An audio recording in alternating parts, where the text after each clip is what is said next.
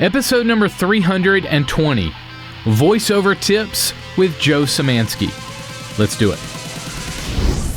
This is the definitive podcast for helping you plan, create, and execute dynamic worship experiences at your church.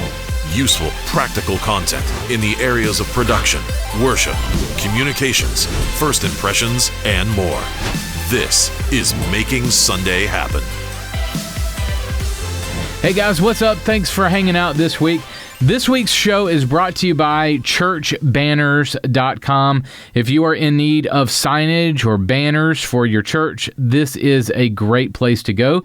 They are great friends of ours. Check them out today at Churchbanners.com. All right, we are back in the studio this week as I've been traveling quite a bit.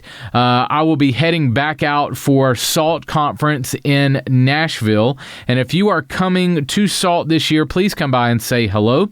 Me and Steve Dirks from our team will be there along with our lead video producer, Christian Jones. So please come by our booth and say hey.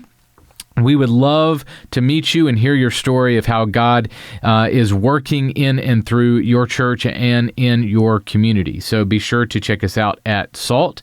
I've led workshops at SALT over the past few years and can't say enough good things about my buddy Luke McElroy and the entire SALT team.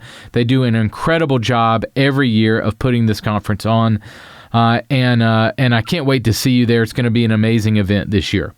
All right, on today's episode, I'm talking with a member of our 1230 Media team. He is also the owner of Churchvoiceover.com. My friend Joe Symanski is in the house. Joe is a voiceover artist.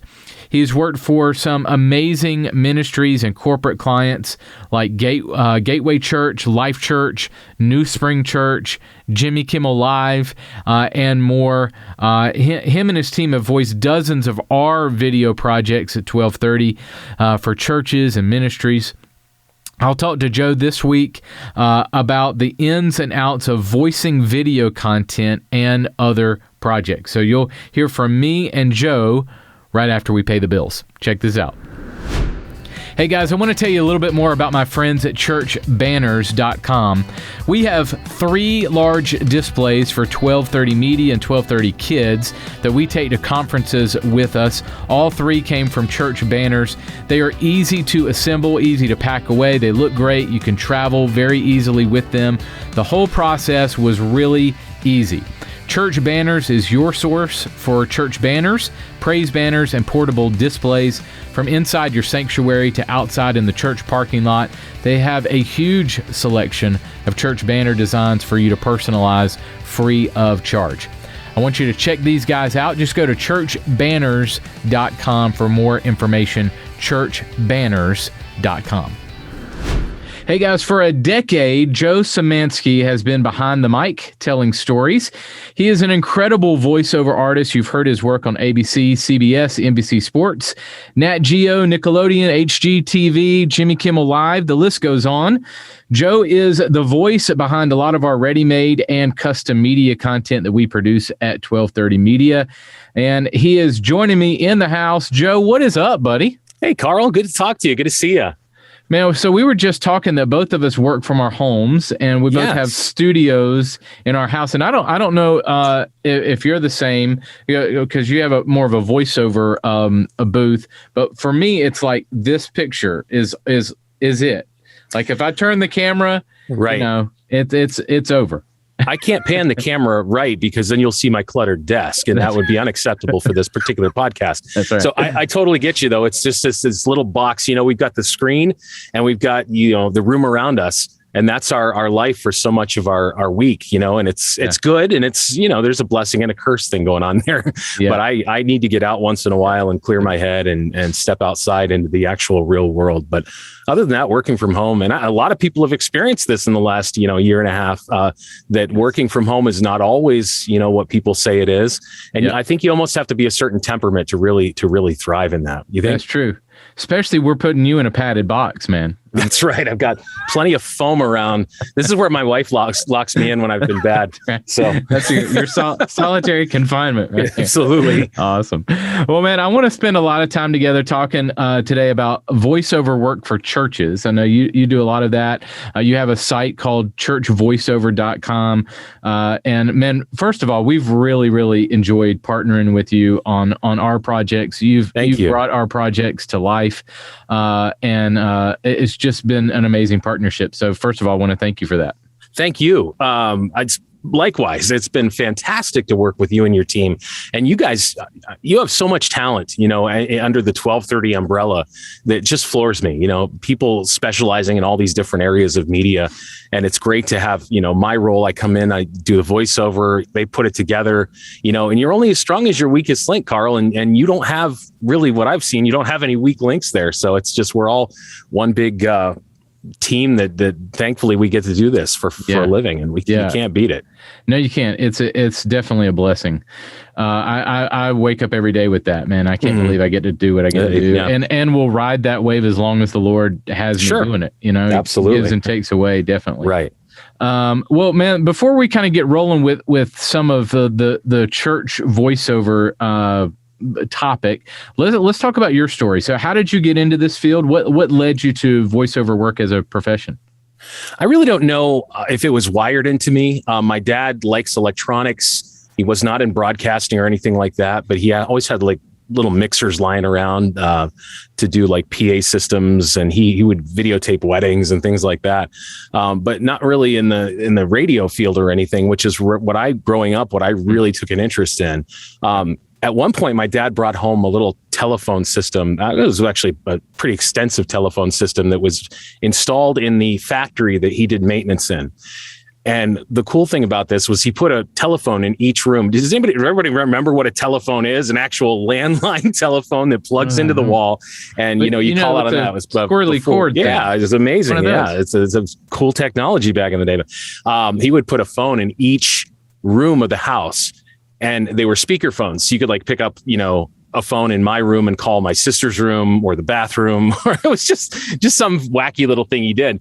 And I would actually take my phone, call my sister's room, hold the phone up to the boom box that I had, and play music down the line to her. And then I would like DJ it, And so I did that for like a few days, and then she started putting me on she put her phone on do not disturb, so I couldn't call her. And then my audience was gone. But I realized, I don't know, there was something in it that I loved. I loved being able to not only just play music for people, but to encourage them, where they are. I love the medium of radio to be able to do something like that and paint a picture.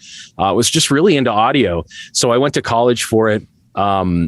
I came out of that and went into radio directly for a few years. And there was always this side thing that I had, an interest in. It was called voiceover. And, years ago, it was mainly big voiced people making announcements, on the radio and television. His name was Don LaFontaine. Hello. He was the gold standard, of announcers back in the day, and he had that gruff, really gutsy voice. Yeah, that's exactly right. Yep. And I geeked out over that stuff, man. I'm telling you, I don't know why, but it just, it was always this interesting part of the sound industry. And I never knew if I would, be able to work in that, because I knew a lot of it was done in big cities in LA and New York and all that. But I just loved radio in the meantime, good old community radio. So I stayed in radio for a while, and then somehow I got connected with some station that was looking for a voiceover, and I thought, I'm gonna do this, and I gave it the big old dramatic flair, and listening back, it was terrible, but they used it. They paid me. The check cleared. So I thought, wow, this is cool.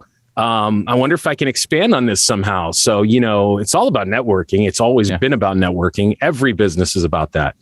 And through my radio connections, I was able to be put in touch with some other folks, some other stations, and started to develop a stable of clients that I would do side work for. And it got to the point where I would go in for my radio day job at 2 p.m, because I did a night show from 6 to midnight or 6 to 10.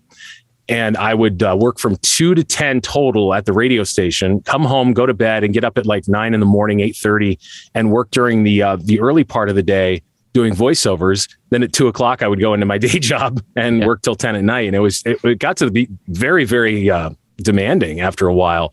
And we had a kid on the way. I'd married my wife, and it was one of those things that it just felt like the Lord was kind of pushing me towards the cliff of the unknown, because I wasn't making that much from my side hustle at the time. And the age-old wisdom is that you always should wait until you make enough, more than your day job before you quit your day job. And I wasn't there yet, but all these things kind of aligned, and I said, you know what, I'm just going to go for it.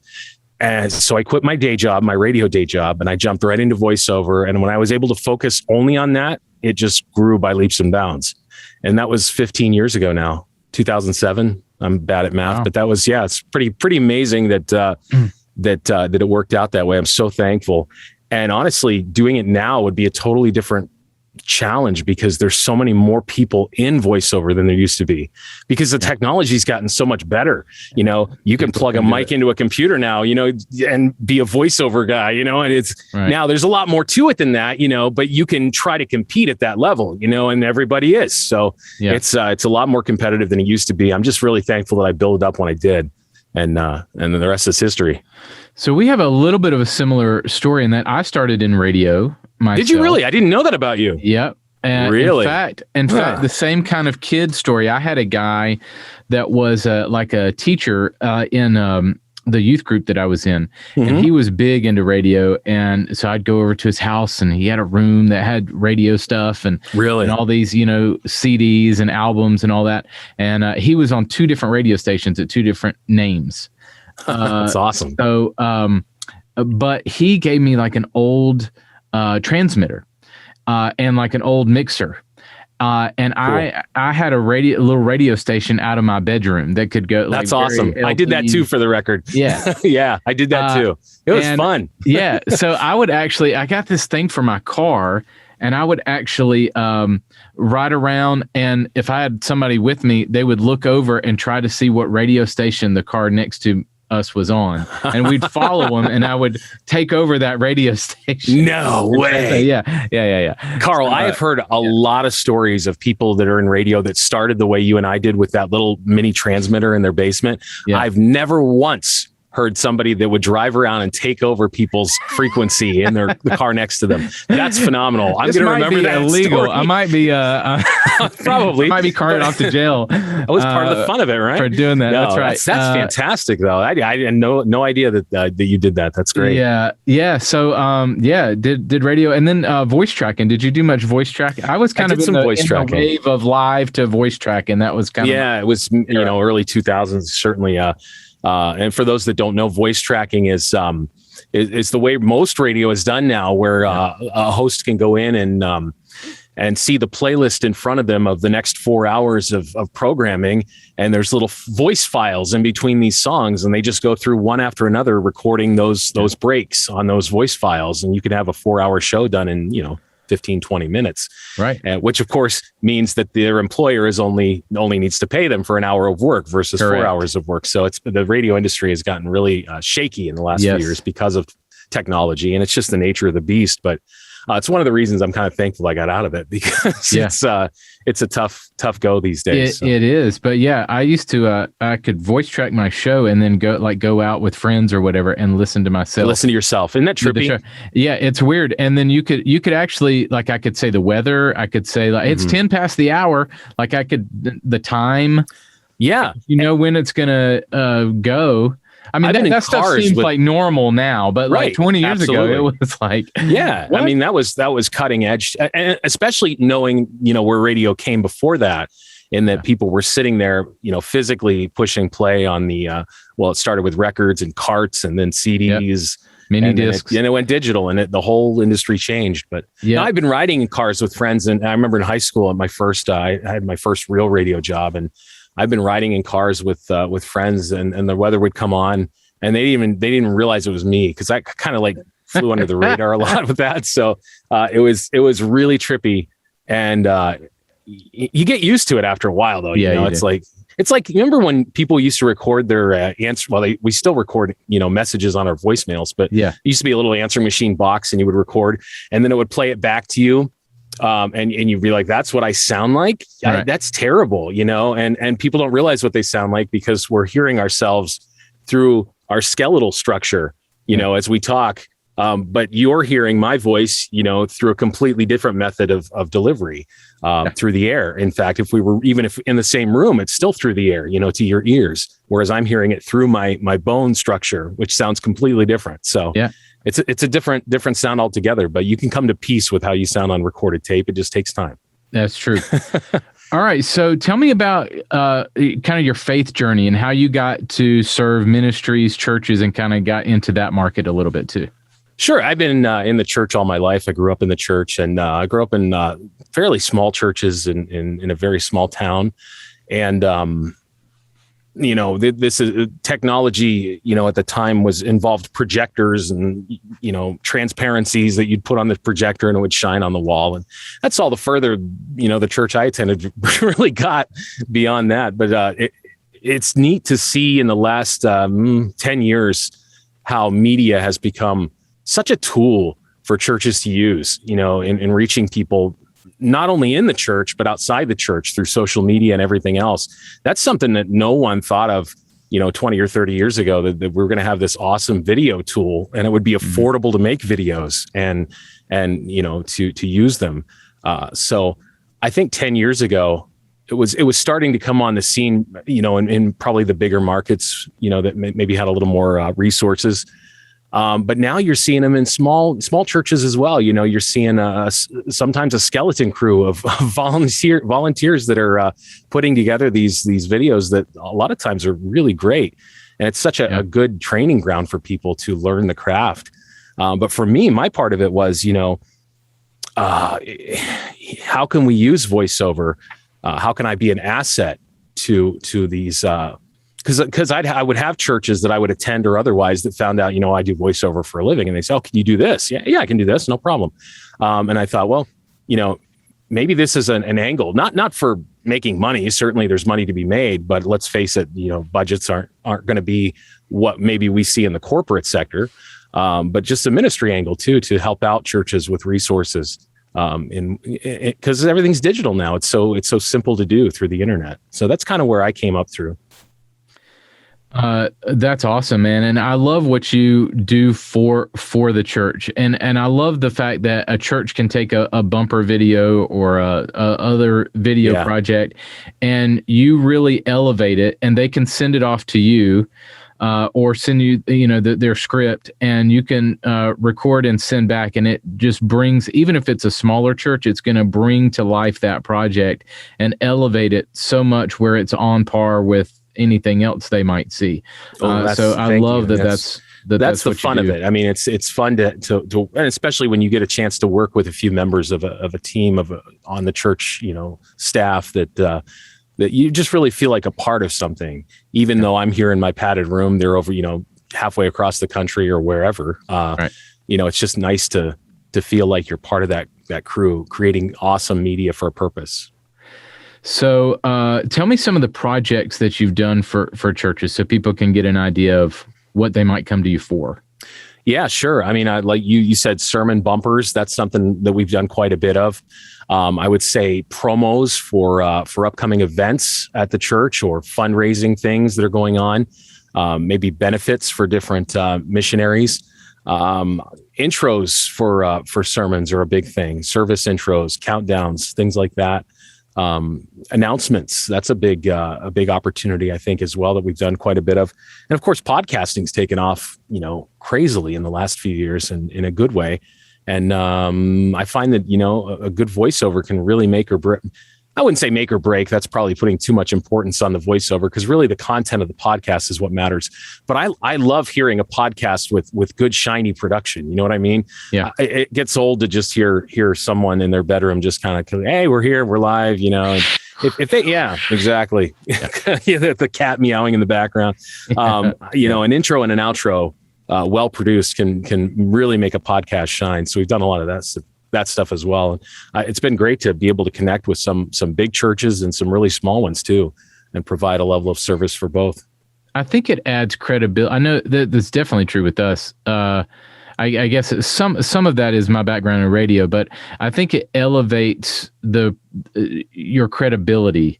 Like, this isn't just somebody in their basement, and even if it's not a big, or you're trying to portray that, it's not like a fake portrayal, but it does elevate the credibility that, oh, well, they're putting some energy into this. And I think that sometimes people think it's unreachable, the production value, but I think voiceover especially, it's gotten so affordable. Do you find that people think it's scary to come to you, that it's going to cost crazy amounts of money? Or I think so. I think that you're not worth every penny. No. I think it's all relative too, though, because you have those people that are prepared to pay way more than I quote, and you have also those people that are prepared to pay way less than I quote. Yeah. And and you got to find that happy medium in there. But yeah, rates have come down quite a bit. Much to the chagrin of many old school voiceover people, but that's the business. Right. I mean, look at Uber and taxi cabs, for instance. The whole industry has changed, and we have to be adaptable to that as technology, manifests. So, that's been probably the toughest thing is finding that middle ground that's affordable both to the big church and the small church. And I think we found it in our price structure, but it's totally affordable, and it's a lot less than the same job would be if you were doing it for a corporate client or something. Those rates are still a bit higher. So, I mean, we're down in ministry level with our rates for sure. Right. Okay, so let's get into some practical here. What makes a good voiceover? What are some things that you've learned over the years that maybe makes a voiceover really unique as you're implementing it for churches or corporate clients too? But what makes a voiceover unique? It's a good question. I think a good voiceover kind of, it honors what the copy is trying to say. In other words, it doesn't really call attention to itself, but it exists solely to provide what I would say is context or more information about what it is that the author of the script is trying to communicate. You look at a nature documentary, for instance, David Attenborough has a very unique voice that everybody knows, but most of the narrations for nature documentaries, which I've had the privilege of doing a few, they're very calm. They're very, very reserved.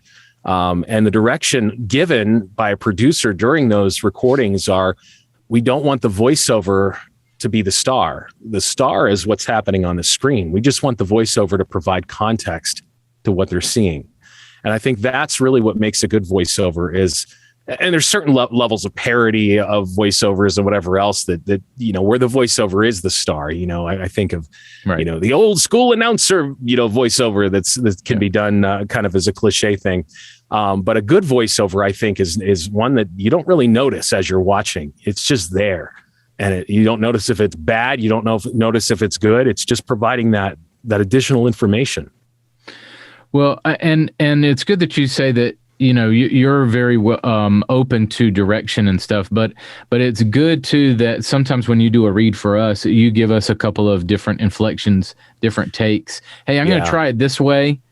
I'm going to try it this way too, maybe, and give some options there so that the editor maybe has some choices. Give us some, maybe your thought process in that. Yeah, I love providing those options. If there's a lot of good, clear direction that's given to me up front, I can kind of dial it in quicker to what they might want. A lot of times I get a script with no direction. And then it's up to me to kind of go through the script, and that's my job. I mean, to go through the script and figure out, what it is they're saying. Does it sound like a more of a dramatic, epic type approach, or is it, there's a copy more conversational? And then helps influence, the direction I go with it, whether it's something, on either of that side of the coin. So I think direction is, from a producer, is invaluable. When you don't have it, you're kind of flying blind, but I've seen enough different kinds of scripts that I can kind of, this is a video for a kids ministry or something like that. And you can give it the appropriate fun factor. So that's kind of my process, but I like to do a couple different reads because the first one's never the best for me. I feel like the second take is probably, and then you could do 5 or 6 takes and they never really get much better than the second or third take. It just seems to be the way it is. So That's a good point. All right. So do you have any tips on if I'm a church, if I'm a creative lead and I'm writing a script? I think one thing that I've learned over the years, I want to see if this is your opinion also, is don't be too, especially when it comes to like shorter bumper type videos, is to not be too wordy. Yes. I'm always hacking the script down more and more and more. Do you find that accurate on your side too, that you're trying to rush to get the content out from a voiceover perspective, or do you have any tips there? Yeah. And, we come from radio where a 30-second commercial might have been packed with 36 seconds worth of copy to fit in, so we're experts. Well, it's 15 seconds of side effects on the whatever commercial. Yeah, the disclaimers parts. Yeah. So we're used to cramming copy. That's not a problem to do it, but it doesn't sound great. So less is more, definitely, with script. And isn't it funny how when you write a script, you almost always write more than is needed. And then that's when you go back through and dissect it and say, this word's not needed, this word. So let's tighten this up. Let's move this over here. And that's really where the script is really refined into something that, and my job is to take a bad script, honestly, and make it sound right, and that not necessarily by fixing it, by changing words, although I have been known to do that too. I'll read it the way it's written, and then I'll read it the way I think it should be written. Right.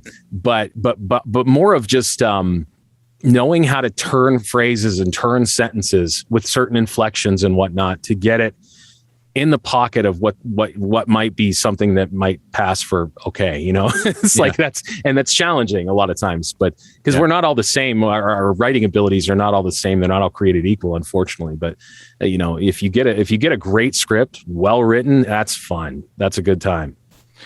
So speaking of that, and you might have alluded to this a little bit, but how can a voiceover enhance storytelling? How can it support it? I think that the spoken word, it kind of alludes to what I said earlier about it being just a third element of providing information. If you have, what's going on the screen, and you can put together the pieces of what it is you're seeing.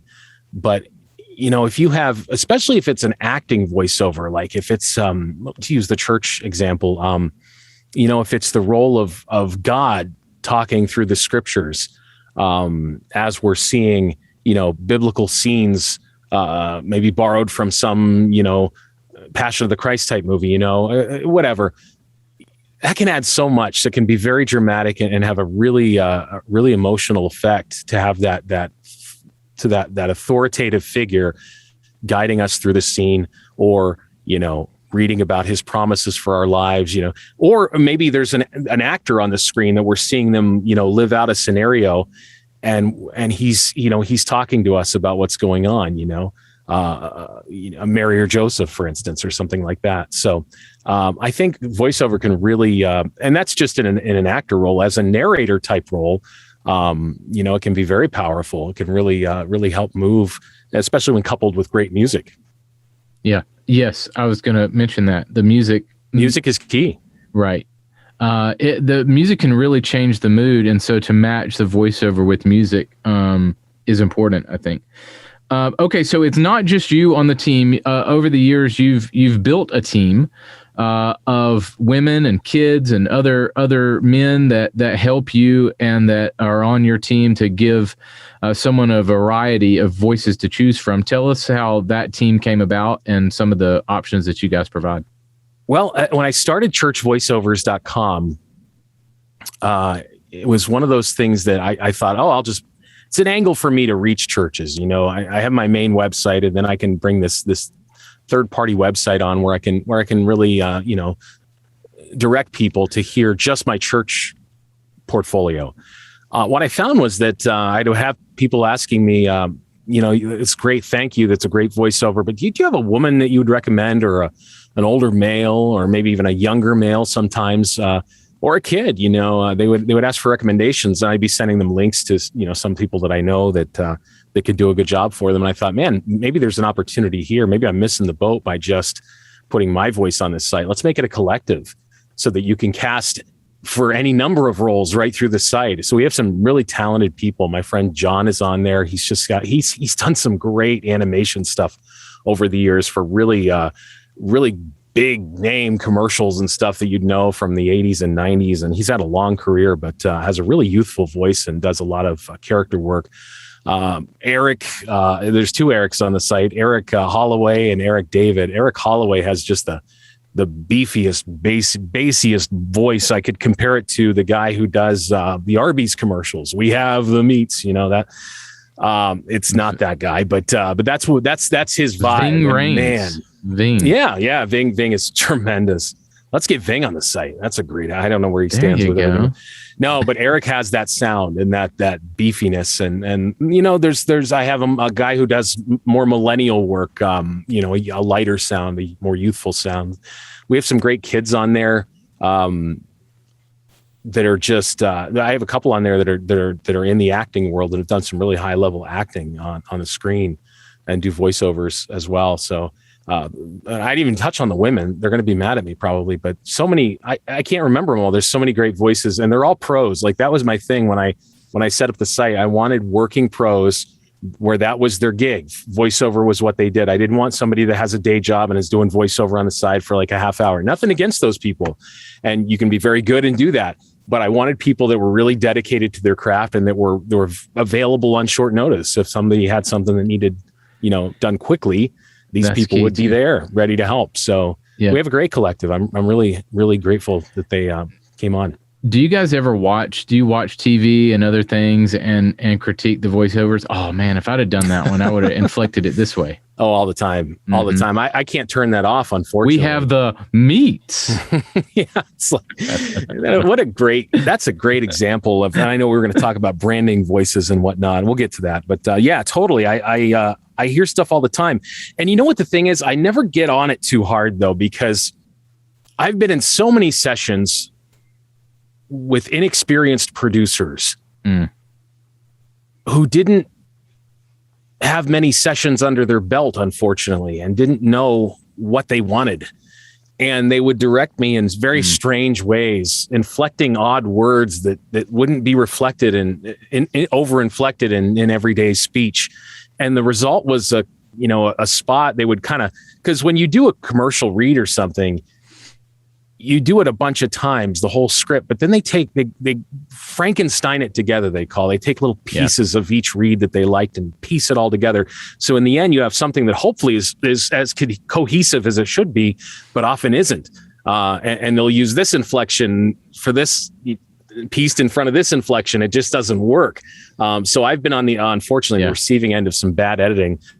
So when I hear a spot on the television or whatever else, I do judge it, but I don't blame the voiceover because who knows what happens in post-production that they have no control over. Yeah, that's a great point. And I'm sure that you've heard some of your own projects after the fact when they're completely done. Oh man, why did they think I inflected it that way? Or I don't. Yeah. That's got to be pieced together from 7 different takes. Right. And I've heard projects that I've done that I thought I did a good read on and they honored that read, but then it just wasn't that great in the end. And then that's the problem with it. You can't take it back. You can't, there's no do-overs, you got to bring it. You got to bring it right then and there. Right. And you always have to be on your game. Otherwise you are going to be disappointed in the end when you hear it back. Right. So how do I determine, do you have a way that you determine the right voice? So if I sent you a script, would you say like, oh, I don't know if I'm the right person, but I know who is, or, oh, this one really needs a female instead of a male. Do you have any tips on how to choose a voiceover? Yeah, I think it depends on who you're trying to reach. I mean, good. The age old thing is that, if you're trying to reach young moms, use a young mom. If you're trying to reach older people, use somebody that sounds a little older. Is that still true? Does that still hold obvious? Up? I don't know if it does or not, but it sounds good.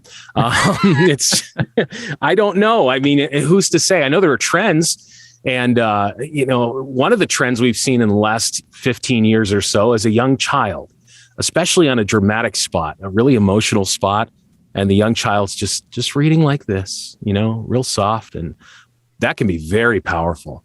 In fact, on the demos on the site churchvoiceover.com, I think there's some reads like that work really well for a dramatic, emotional, and that appeals to everybody. Everybody likes to hear a cute young kid. Yeah. Then it goes right into Sarah McLachlan. And the Exactly. eyes are... Yes. And then maybe that's cliche now. I'm not sure. Maybe we've crossed that Maybe line. so. I think a middle-aged male's probably the most evergreen choice these days, meaning, the guy next door, that's always in demand. Mid-30s, you see that all the time on specs of who they're looking for when they're casting for voices. It's great to hear more African-American voices in the mainstream these days. It used to be, if it was... if you would hear an African American, it would be probably a spot that was geared towards African Americans.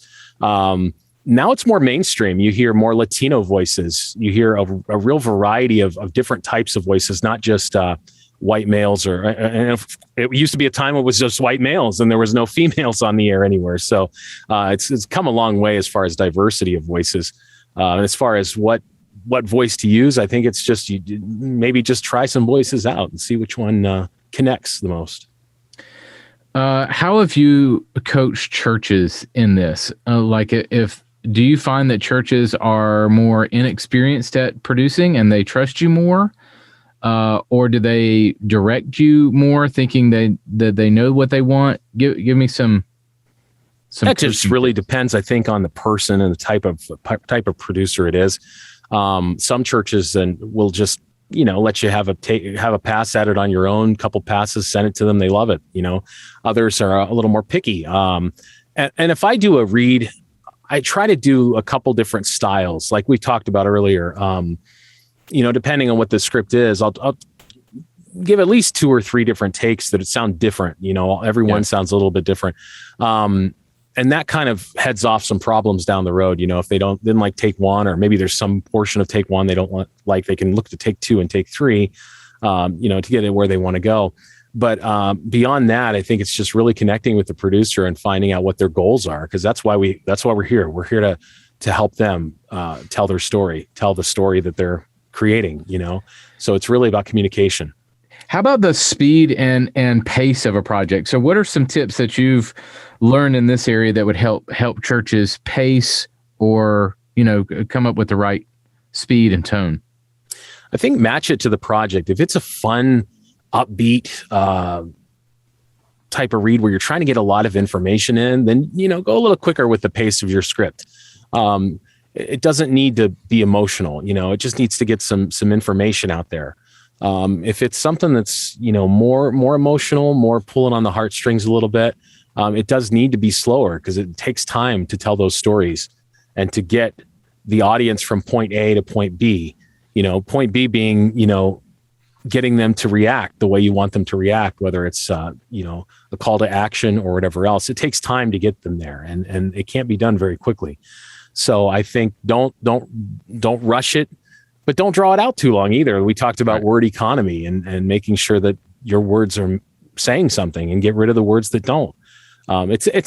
Honestly, you can say things like this and I can sit here and make these tips, but it really comes down to just, I think you've got to do it. You've got to write a lot. You know what I mean? It's not something that you can just start writing one day and have great scripts, I think you have a good point. And I know one thing we were talking about a little bit earlier. What I was going to say is I think it's about trust too. Like we were talking about, do we read it all the way through or do you read one line at a time? That's yeah. And do you have something to add there? I was just going to say with that, I think I'm an all the way through guy because every line works with the one in front of it, the one after that. I like the flow of the script as opposed to the mechanics of inflection, and hitting certain words and the nuts and bolts of it. I'd rather just see, as I connect with what it is I'm saying, I'd rather just let it be organic from beginning to end. Right. And I think that full read provides that. After that, I might go through and sometimes we'll be asked to go through and do like what they call an ABC on each line. Whereas you take a line and you read it 3 different ways and just move down the script that way. But as far as the best performance, I think it always comes through a full read. I think it helps the editor too. It would take so much more time. I know as a video editor, motion designer myself, it would just sometimes it takes forever to chop out every single line. And if that's what's necessary, I'll do it. But if you read once and it's a one-hit wonder, or either I'm taking maybe one sentence from the other take, that really helps me. And I mean, for our team specifically, when you've done work for us, man, we just trust you. And so, I mean, I can name on one hand the times that we've sent something back and said, hey, can you do this line over again? Or can you, I mean, it just doesn't really happen. Because I think some of that has to do with the front end. Like, we know the script, we send it to you and just trust you that, you know, you'll get it and put whatever spin on it you want, and it will be great. So I think there's trust there to know. And I think your team provides that, in that you oversee that, and there's different voices on your team that, you know, I think for a church, thing. We can trust issue pretty quick. Yeah. And thank you for that. That means a lot. That's the goal. The trust issue is hard these days because there are so many voiceover people out there doing it. And so many different platforms that you can hire them on, you know, and some platforms you can hire them for a lower price than the other platform, you know, and some prices are, the structures are different as far as going in with expectations of what is this going to cost. But yeah, it's you never really know these days, you know, what kind of voiceover person you're going to get.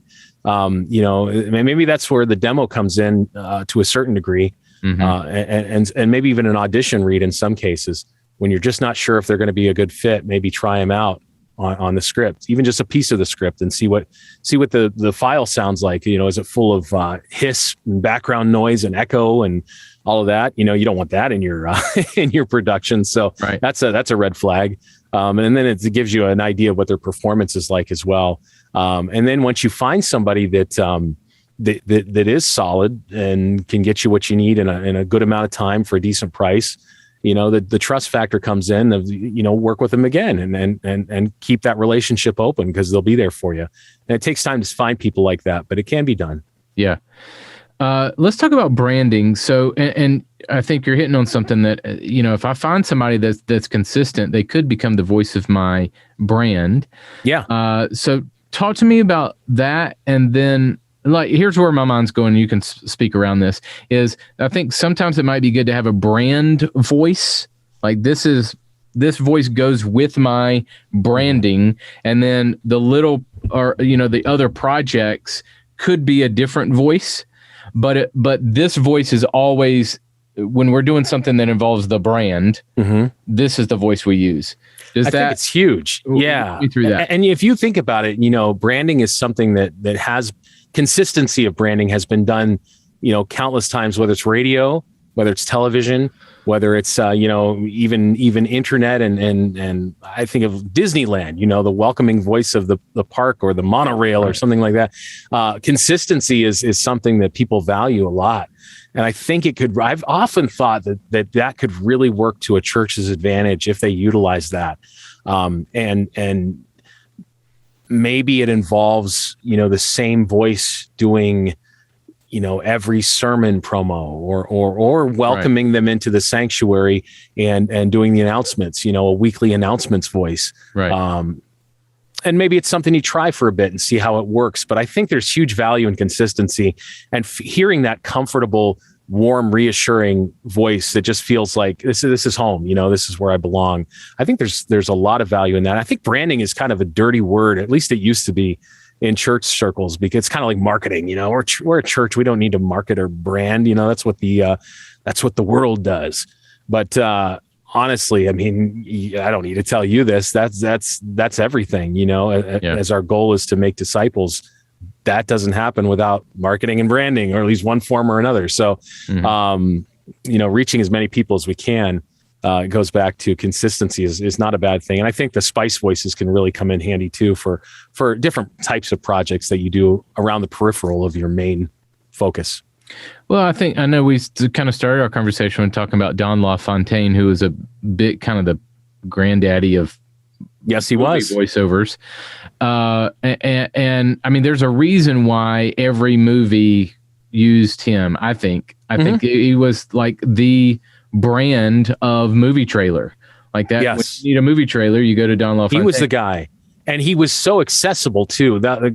Those guys at that level, first of all, Hollywood only uses about 5 to 10 voices for trailers. And there's like 3 of them that get the bulk of the work. You hear them consistently.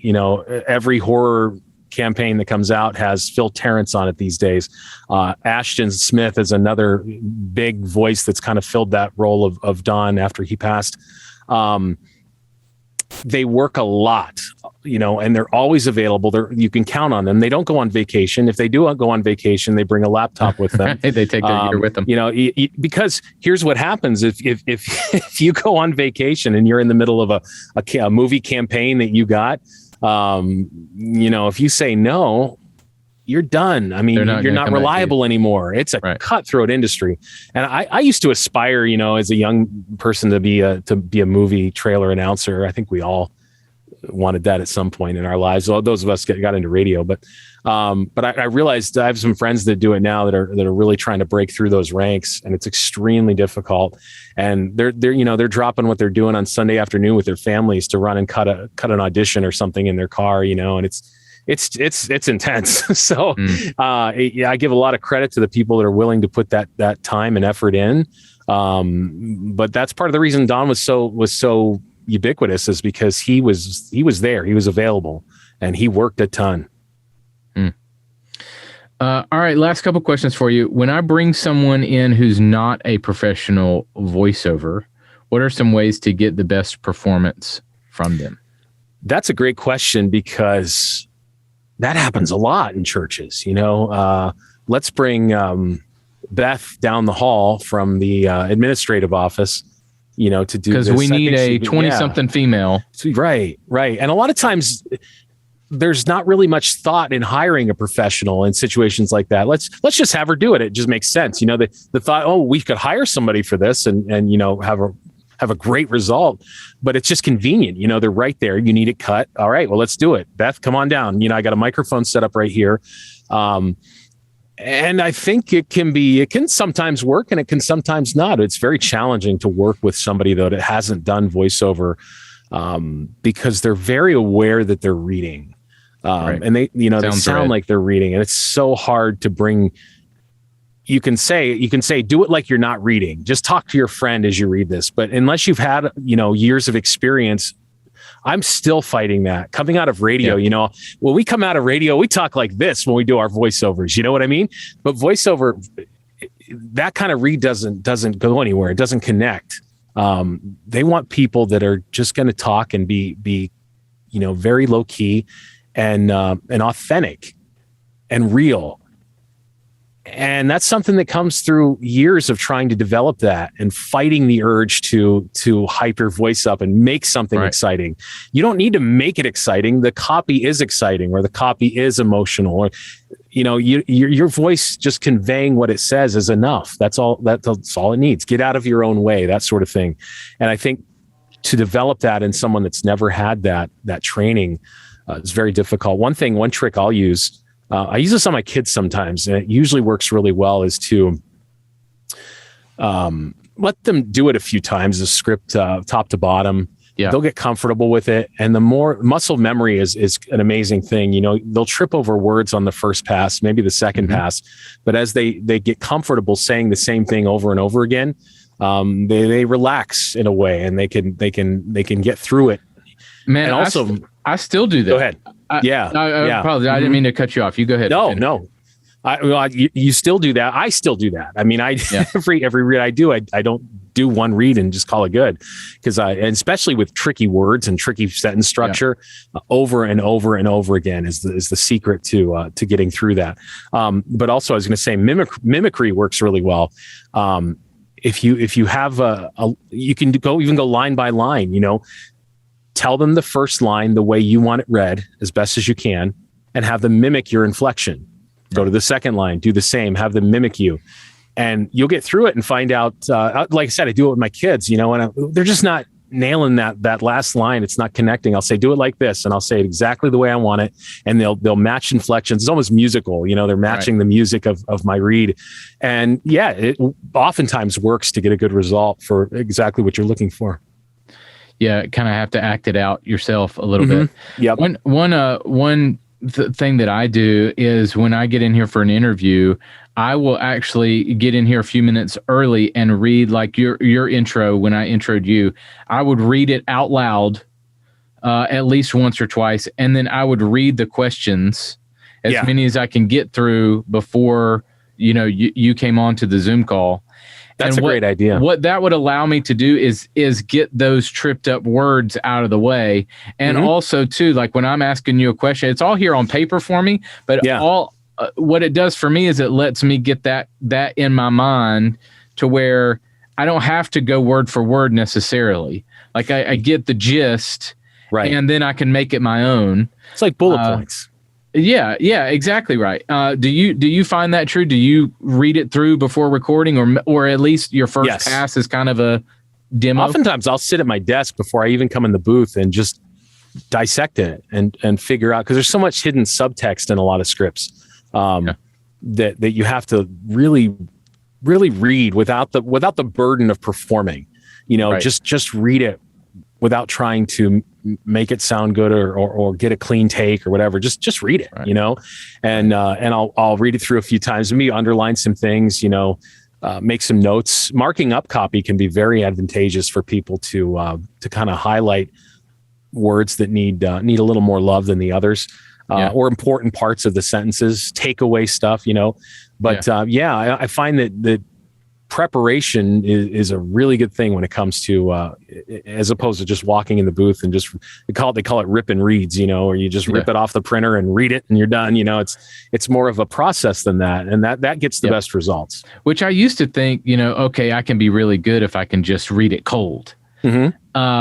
Which may be true, but it doesn't always bring the best result. Like it's okay to massage it and read it a couple of times. That's what I think. If it's your words, you have more of a chance of making that first read land, because you've created the script. You know what you're trying to say. It's coming from your heart. Right. But if it's other people's words, I don't know how you'd connect.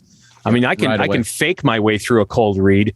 But that's just more of a trickery of inflecting certain words. I'm not really speaking it from the heart, which is always the best result. But I think it's a constant. I'm a student of voiceover still to this day. I mean, I've been in it for 15 years full time, but I'm still trying to battle back areas that crutches that I know I do and that I need to work on, and it's just constant. Well, man, this is just valuable information, especially for churches. And this is an area that I don't think churches talk a lot about. They don't really maybe think through the stuff that we've talked about today. So, man, I really appreciate the knowledge and insight. Tell us how we can find you if there's a church that wants to use you and your team for their projects. How do they get in touch with you? Thank you. Yeah, I would love for anybody to come by and just drop a line and let's talk. If you got some possible needs, or if you've got something concrete, it doesn't matter. I mean, I'd love to just have a conversation, get to know you a little bit. The website is Churchvoiceover.com. And if you log on there, you can hear the voices. There's demos there. There's a way to get a quote really quickly. And we're really responsive, and we like teaming up with new people. So it's a good collective, and I'm just thankful to have connections to really get the word out about it. So churchvoiceover.com is the website. Awesome. Well, man, we appreciate you and all that you do for our team, and really appreciate your time today. It's been a pleasure, man. Thank you for having me on.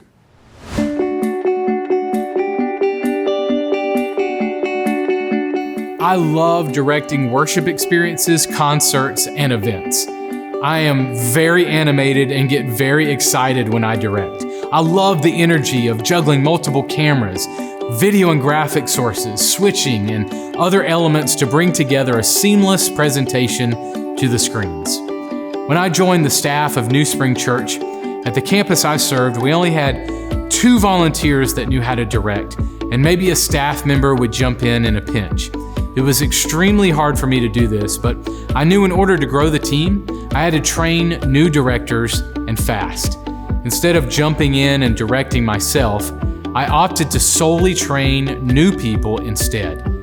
The result ended in me having the freedom to coach and oversee, as opposed to being in the middle of the action of directing and trying to teach at the same time. So here's my tip for you. When developing young leaders, empower them. Give them ownership and responsibility. Let them take the reins. When they drift or feel a little entitled, then step in and coach in those moments. But don't be afraid to consistently give pieces of your ministry away. Your mentee or young leader is a great person to step in and lead meetings, to call people, schedule people, help set up, and more. If you are there or not, let them hang around you and consistently pass stuff off to them, not in a bossy way, but in a teachable manner. Empower your team.